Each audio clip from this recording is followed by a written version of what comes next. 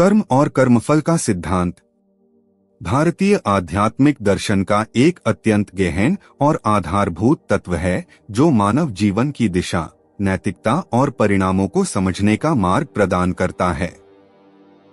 यह सिद्धांत बताता है कि प्रत्येक व्यक्ति के द्वारा किए गए कार्य, चाहे वे अच्छे हों या बुरे, उनके अनुरूप परिणाम अवश्य उत्पन्न करते हैं। यह प्रक्रिया केवल वर्तमान जीवन तक सीमित नहीं रहती, बल्कि जन्म जन्मांतर तक विस्तृत मानी जाती है। इस विचारधारा का स्पष्ट वर्णन विशेष रूप से भगवद गीता में मिलता है, जहां कर्म को जीवन का अनिवार्य अंग और उसके फल को अपरिहार्य परिणाम बताया गया है। कर्म का अर्थ केवल बाहरी क्रियाओं तक सीमित नहीं है, बल्कि इसमें मन, वचन और शरीर से किए गए सभी कार्य सम्मिलित होते हैं। व्यक्ति जो सोचता है, जो बोलता है और जो करता है, ये सभी कर्म की श्रेणी में आते हैं। कर्म का प्रभाव सूक्ष्म रूप में व्यक्ति के चरित्र, स्वभाव और भविष्य को आकार देता है। यही कारण है कि भारतीय दर्शन में जैसा बोओगे वैसा काटोगे की अवधारणा अत्यंत महत्वपूर्ण मानी गई है। कर्म का अर्थ केवल बाहरी कार्य नहीं, बल्कि मन, वचन और शरीर तीनों स्तरों पर होने वाली हर क्रिया है। यही कारण है कि भारतीय दर्शन, विशेषकर भगवद गीता में कर्म को बहुत व्यापक रूप से समझाया गया है।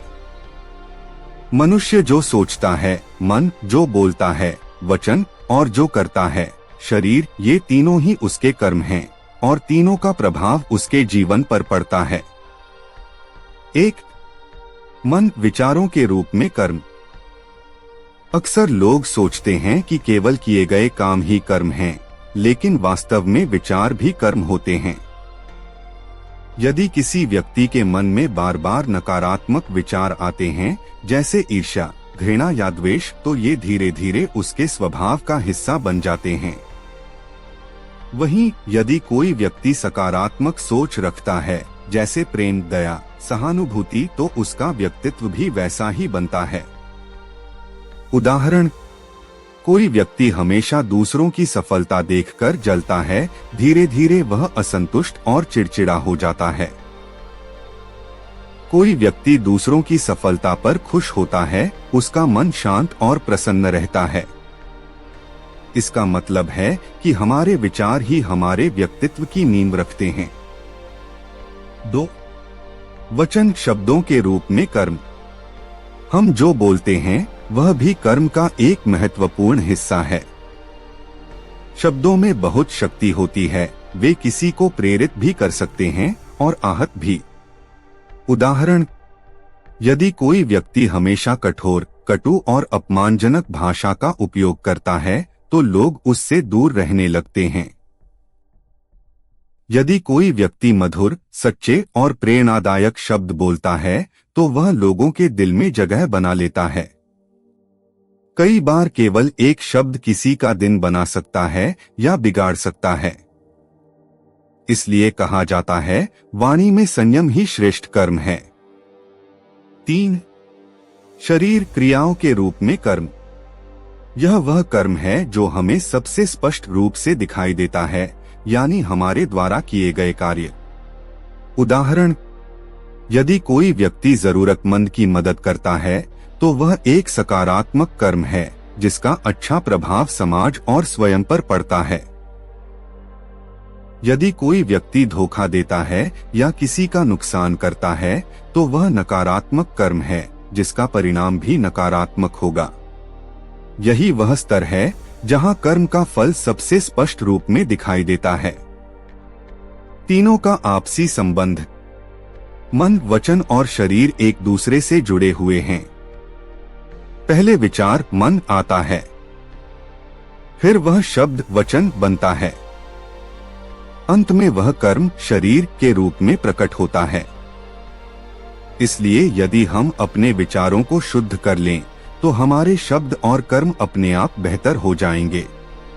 कर्म का सूक्ष्म प्रभाव।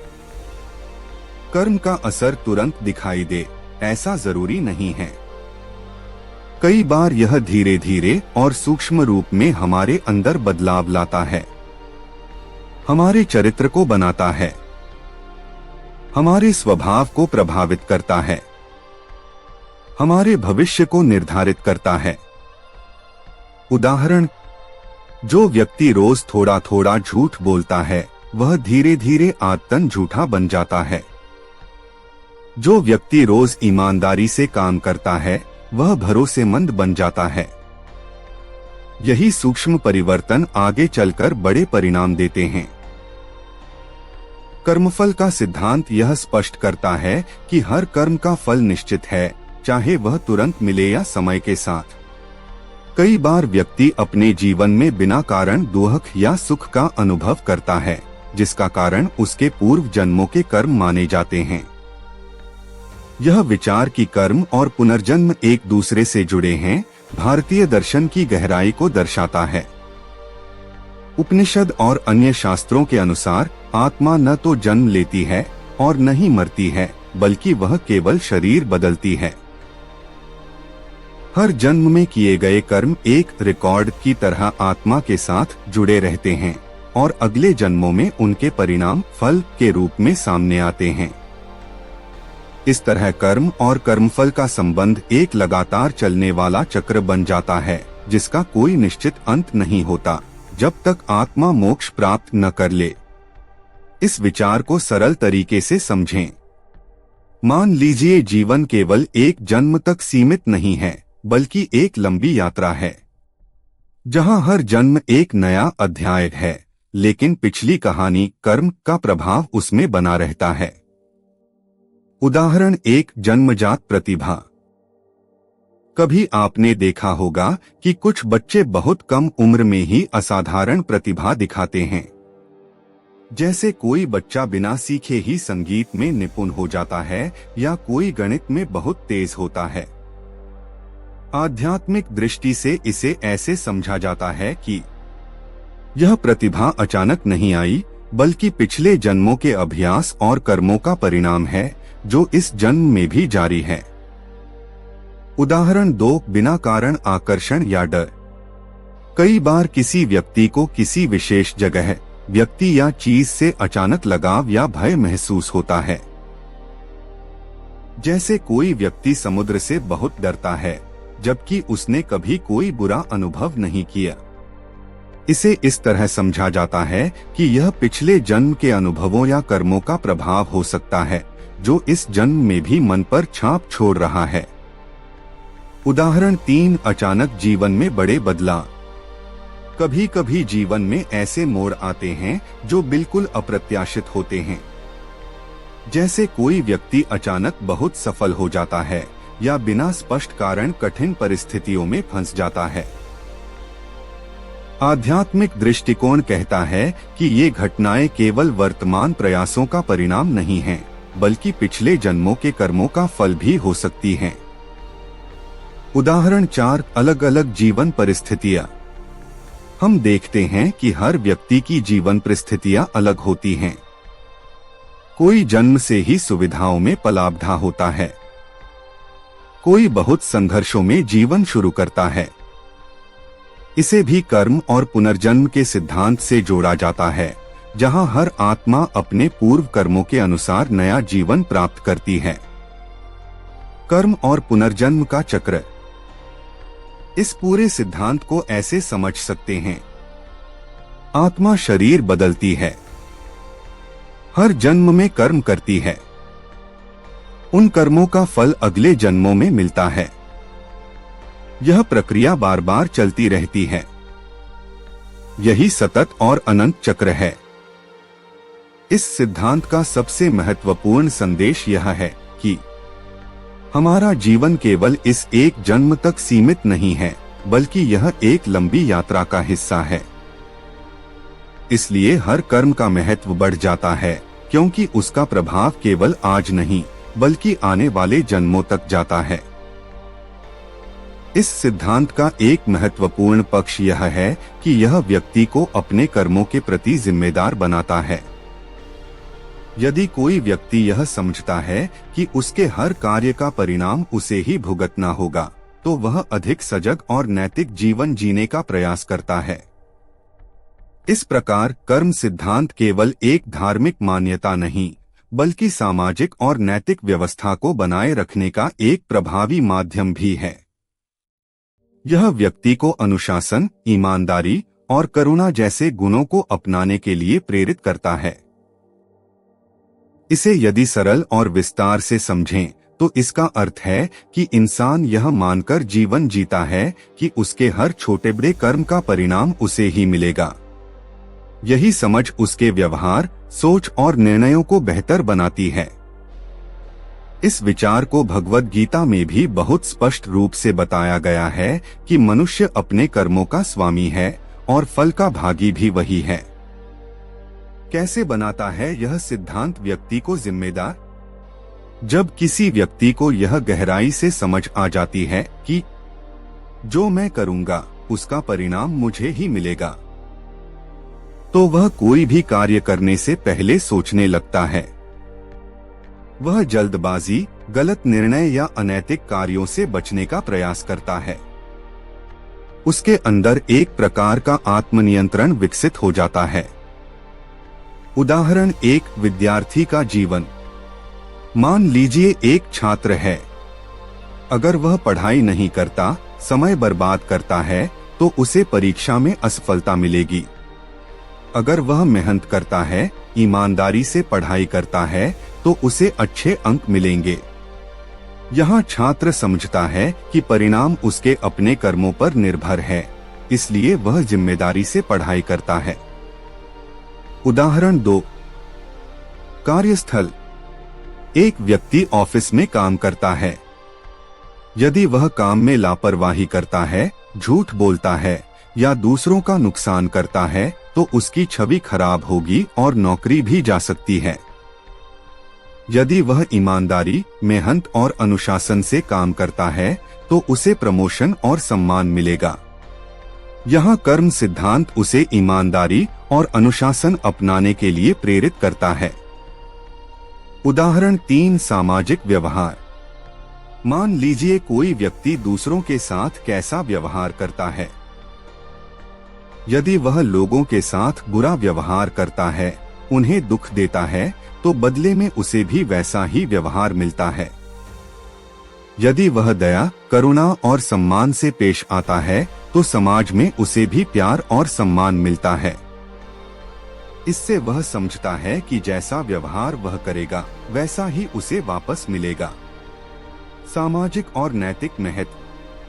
कर्म सिद्धांत केवल व्यक्तिगत जीवन तक सीमित नहीं है, बल्कि यह पूरे समाज को प्रभावित करता है। यह लोगों को गलत काम करने से रोकता है, क्योंकि वे परिणाम से डरते हैं। यह नैतिकता, मोरालिटी को बढ़ावा देता है, जैसे सत्य बोलना, ईमानदारी रखना। यह समाज में शांति और संतुलन बनाए रखने में मदद करता है। अगर हर व्यक्ति अपने कर्मों के प्रति जिम्मेदार हो जाए, तो समाज में अपराध, झूठ और अन्याय अपने आप कम हो जाएंगे। गुणों का विकास कैसे होता है? कर्म सिद्धांत व्यक्ति के अंदर अच्छे गुण विकसित करता है। अनुशासन, क्योंकि वह जानता है कि मेहनत का फल मिलेगा। ईमानदारी, क्योंकि धोखा देने का परिणाम बुरा होगा। करुणा, क्योंकि दूसरों को दुख देने से खुद को भी दुख मिलेगा। भगवद गीता में श्री कृष्ण अर्जुन को निष्काम कर्म का उपदेश देते हैं, जिसका अर्थ है कि व्यक्ति को अपने कर्तव्यों का पालन बिना फल की इच्छा के करना चाहिए। जब व्यक्ति फल की चिंता से मुक्त होकर केवल अपने कर्तव्य पर ध्यान केंद्रित करता है, तब वह मानसिक शांति और आत्मिक संतुलन प्राप्त करता है। निष्काम कर्म व्यक्ति को अहंकार, लालच और भय से मुक्त करता है, जिससे वह उच्च आध्यात्मिक अवस्था की ओर अग्रसर होता है। निष्काम कर्म का सिद्धांत भगवद गीता का एक अत्यंत गहरा और व्यावहारिक संदेश है। जब श्री कृष्ण अर्जुन को यह उपदेश देते हैं, तो उसका अर्थ केवल युद्ध भूमि तक सीमित नहीं है, बल्कि यह हर व्यक्ति के दैनिक जीवन पर लागू होता है। निष्काम कर्म का सरल अर्थ है अपने कर्तव्य को पूरी निष्ठा से करना, लेकिन उसके परिणाम, फल के प्रति आसक्ति न रखना। निष्काम कर्म को गहराई से समझें। सामान्यतः मनुष्य जब कोई कार्य करता है तो उसके मन में पहले से ही परिणाम की अपेक्षा होती है। मुझे सफलता मिलेगी या नहीं, लोग मेरी प्रशंसा करेंगे या नहीं, मुझे इससे क्या फायदा होगा। यही फल की इच्छा है जो व्यक्ति को तनाव, चिंता और भय में डाल देती है। लेकिन निष्काम कर्म कहता है, तुम्हारा अधिकार केवल कर्म करने में है, फल पर नहीं। इसका मतलब यह नहीं है कि फल मिलेगा ही नहीं, बल्कि यह है कि फल की चिंता किए बिना कर्म करना चाहिए। उदाहरण, एक खिलाड़ी मैच खेल रहा है। अगर वह हर समय यह सोचता रहे कि मुझे जीतना ही है, नहीं तो लोग क्या कहेंगे, तो उसका ध्यान खेल से हट जाएगा और प्रदर्शन खराब हो सकता है। लेकिन यदि वह केवल अपने खेल, अभ्यास और प्रदर्शन पर ध्यान दे तो वह बेहतर खेल पाएगा। यहाँ निष्काम कर्म यह सिखाता है कि प्रदर्शन पर ध्यान दो, परिणाम अपने आप आएगा। उदाहरण, एक शिक्षक छात्रों को पढ़ाता है। यदि वह यह सोचकर पढ़ाए कि मुझे इससे क्या फायदा होगा या छात्र मेरी तारीफ करेंगे या नहीं, तो उसका समर्पण कम हो जाएगा। लेकिन यदि वह बिना किसी अपेक्षा के पूरे मन से ज्ञान दे तो उसका कार्य अधिक प्रभावशाली होगा। यही निष्काम कर्म है, कर्तव्य को सेवा भाव से करना। उदाहरण 3, समाज सेवा। मान लीजिए कोई व्यक्ति गरीबों की मदद करता है। अगर वह यह सोचकर मदद करता है कि लोग मुझे अच्छा समझेंगे या मुझे नाम मिलेगा, तो यह सकाम कर्म, फल की इच्छा वाला है। लेकिन यदि वह बिना किसी दिखावे या स्वार्थ के मदद करता है तो यह निष्काम कर्म है। इसमें व्यक्ति को आंतरिक संतोष मिलता है जो किसी बाहरी प्रशंसा से बड़ा होता है। निष्काम कर्म से मिलने वाले लाभ, 1, मानसिक शांति। जब व्यक्ति परिणाम की चिंता छोड़ देता है तो उसका मन शांत हो जाता है। वह चिंता, तनाव और असफलता के डर से मुक्त हो जाता है। 2, अहंकार से मुक्ति। जब व्यक्ति सफलता का श्रेय खुद को नहीं देता और केवल कर्म पर ध्यान देता है तो उसका अहंकार कम हो जाता है। 3, लालच और भय का अंत। फल की इच्छा लालच, असफलता का डर भय। निष्काम कर्म इन दोनों को समाप्त करता है क्योंकि व्यक्ति केवल कर्म पर केंद्रित रहता है। 4, कार्य में उत्कृष्टता। जब ध्यान केवल काम पर होता है तो व्यक्ति अधिक ध्यान और समर्पण से काम करता है, जिससे परिणाम भी बेहतर आते हैं। निष्काम कर्म का वास्तविक अर्थ क्या नहीं है? यह आलस्य नहीं है, यह लक्ष्य छोड़ देना नहीं है, यह प्रयास कम करना नहीं है, बल्कि इसका अर्थ है पूरा प्रयास करना लेकिन परिणाम के प्रति मानसिक आसक्ति न रखना। आध्यात्मिक दृष्टि से महत्व। निष्काम कर्म व्यक्ति को धीरे धीरे आत्मिक संतुलन की ओर ले जाता है। जब व्यक्ति न सफलता से बहुत खुश होता है और न असफलता से बहुत दुखी, तब वह समत्व की अवस्था में पहुंचता है जो आध्यात्मिक उन्नति का आधार है। कर्म के 3 प्रमुख प्रकार, संचित कर्म, प्रारब्ध कर्म और क्रियमाण कर्म, मानव जीवन के गहरे आध्यात्मिक रहस्य को स्पष्ट करते हैं। इन तीनों को समझने से यह ज्ञात होता है कि हमारा अतीत, वर्तमान और भविष्य किस प्रकार एक दूसरे से जुड़े हुए हैं। इनका उल्लेख और संकेत विशेष रूप से भगवद गीता तथा उपनिषद में मिलता है। 1, संचित कर्म।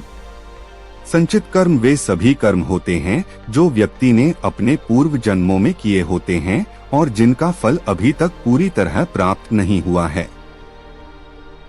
यह एक प्रकार का कर्मों का भंडार होता है जिसमें अच्छे और बुरे दोनों प्रकार के कर्म जमा रहते हैं। इसे आप एक बैंक बैलेंस की तरह समझ सकते हैं जिसमें वर्षों से जमा पूंजी रखी होती है। उदाहरण, मान लीजिए किसी व्यक्ति ने अपने पिछले जन्मों में बहुत दान पुण्य किया, लोगों की मदद की और सच्चाई का पालन किया। ये सभी अच्छे कर्म उसके संचित कर्म में जमा हो जाते हैं। उसी तरह यदि उसने किसी को कष्ट दिया या गलत कार्य किए तो वे भी उसी भंडार में जुड़ जाते हैं। जब नया जन्म मिलता है तो इस संचित कर्म का केवल एक भाग सक्रिय होता है, जिसे प्रारब्ध कहते हैं, बाकी अभी भी संग्रहित रहता है। सरलता से समझिए, संचित कर्म अब तक किए गए सभी कर्मों का कुल स्टॉक। 2. प्रारब्ध कर्म। प्रारब्ध कर्म संचित कर्म का वह हिस्सा है जो वर्तमान जीवन में फल देने के लिए निर्धारित हो चुका है। इसे बदला नहीं जा सकता क्योंकि यह पहले से सक्रिय हो चुका है। यह हमारे जीवन की परिस्थितियां तय करता है, जैसे जन्म, परिवार, स्वास्थ्य और कुछ महत्वपूर्ण घटनाएं। उदाहरण, कोई व्यक्ति अमीर परिवार में जन्म लेता है, जबकि कोई गरीब परिवार में यह प्रारब्ध का परिणाम माना जाता है। किसी को जन्म से ही अच्छा स्वास्थ्य मिलता है, जबकि कोई जन्मजात बीमारी से ग्रसित होता है। अचानक जीवन में कुछ ऐसी घटनाएं होती हैं जिन्हें हम नियंत्रित नहीं कर सकते, जैसे दुर्घटना, अप्रत्याशित सफलता या हानि। महत्वपूर्ण बात, प्रारब्ध को बदला नहीं जा सकता, लेकिन हम उसकी प्रतिक्रिया कैसे देते हैं, यह हमारे वर्तमान कर्म क्रियमाण पर निर्भर करता है। सरलता से समझिए, प्रारब्ध कर्म संचित कर्म का वह भाग जो अभी चल रहा है। 3. क्रियमाण कर्म। क्रियमाण कर्म वे कर्म हैं जो हम इस समय वर्तमान में कर रहे हैं। यही कर्म हमारे भविष्य को बनाते हैं और आगे चलकर संचित कर्म का हिस्सा बन जाते हैं। यही एक ऐसा क्षेत्र है जहां व्यक्ति को पूर्ण स्वतंत्रता प्राप्त होती है। उदाहरण, यदि कोई व्यक्ति कठिन परिस्थितियों, प्रारब्ध में भी मेहनत करता है, ईमानदारी से कार्य करता है, तो वह अच्छा भविष्य बना सकता है।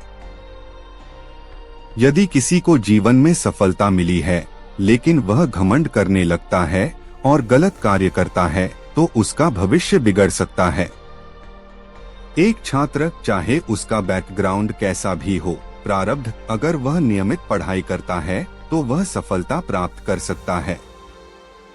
विशेषता, क्रियमाण कर्म ही वह शक्ति है जिससे व्यक्ति अपने भविष्य, संचित और प्रारब्ध को प्रभावित कर सकता है। सरलता से समझिए, क्रियमाण कर्म अभी आप जो कर रहे हैं वही आपका भविष्य बनाएगा। तीनों के बीच संबंध, संचित कर्म कर्मों का पूरा भंडार, प्रारब्ध कर्म उसी भंडार का वर्तमान में फल देने वाला हिस्सा, क्रियमाण कर्म वर्तमान कर्म जो भविष्य का नया संचित बनाता है। इन तीनों कर्मों को समझने से यह स्पष्ट होता है कि जीवन पूरी तरह भाग्य पर निर्भर नहीं है और न ही पूरी तरह हमारे नियंत्रण में है। कुछ चीजें पहले से निर्धारित होती हैं, प्रारब्ध, लेकिन बहुत कुछ हमारे वर्तमान कर्मों क्रियमाण पर निर्भर करता है। इसलिए मनुष्य को अपने कर्मों के प्रति सजग रहना चाहिए, क्योंकि वही उसके भविष्य का निर्माण करते हैं।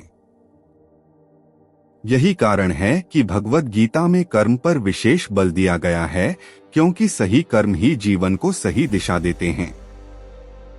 निष्काम कर्म हमें यह सिखाता है कि जीवन में सच्ची सफलता केवल बाहरी उपलब्धियों में नहीं, बल्कि अंदर की शांति और संतुलन में है। जब व्यक्ति अपने कर्तव्यों को ईमानदारी से करता है और परिणाम को ईश्वर या प्रकृति पर छोड़ देता है, तब वह एक उच्च और संतुलित जीवन जीता है। यही शिक्षा भगवद गीता का सार भी है, कर्म करो लेकिन फल की चिंता मत करो। कर्म और पुनर्जन्म का यह संबंध हमें यह सिखाता है कि जीवन में जो भी होता है वह केवल संयोग नहीं है। इसके पीछे हमारे अपने कर्मों की एक लंबी श्रृंखला काम कर रही होती है। इसलिए मनुष्य को अपने हर कर्म के प्रति सजग रहना चाहिए, क्योंकि वही उसके भविष्य, यहाँ तक कि अगले जन्मों को भी निर्धारित करता है। कर्म केवल बाहर किए गए कार्य नहीं हैं, बल्कि यह हमारे अंदर विचार, बाहर शब्द और व्यवहार, क्रिया तीनों का समन्वय है। इसलिए यदि मनुष्य अपने जीवन को सुधारना चाहता है तो उसे केवल अपने कार्यों पर ही नहीं बल्कि अपने विचारों और वाणी पर भी ध्यान देना होगा। यही समग्र दृष्टिकोण व्यक्ति को एक संतुलित, नैतिक और सफल जीवन की ओर ले जाता है। अंततः कर्म और कर्मफल का सिद्धांत जीवन को एक गहरी दिशा और उद्देश्य प्रदान करता है। यह हमें सिखाता है कि हमारा हर कार्य महत्वपूर्ण है और उसका प्रभाव हमारे जीवन पर अवश्य पड़ता है। यह सिद्धांत व्यक्ति को आत्मनियंत्रण, नैतिकता और आध्यात्मिक उन्नति की ओर प्रेरित करता है। यदि व्यक्ति इस सिद्धांत को सही रूप में समझकर अपने जीवन में लागू करे तो वह न केवल अपने जीवन को बेहतर बना सकता है बल्कि समाज में भी सकारात्मक परिवर्तन ला सकता है। जैसा बोओगे वैसा काटोगे, यह कहावत कर्म सिद्धांत का सार है। अगर आप अच्छे विचार, अच्छे शब्द और अच्छे कर्म बोते हैं, आपको अच्छे परिणाम मिलते हैं। अगर आप नकारात्मकता, झूठ और बुरे कर्म बोते हैं, आपको उसके अनुसार परिणाम मिलते हैं। यह प्रक्रिया तुरंत भी हो सकती है और समय लेकर भी, लेकिन परिणाम निश्चित होता है। अगर वीडियो पसंद आई हो तो लाइक, शेयर और सब्सक्राइब करें।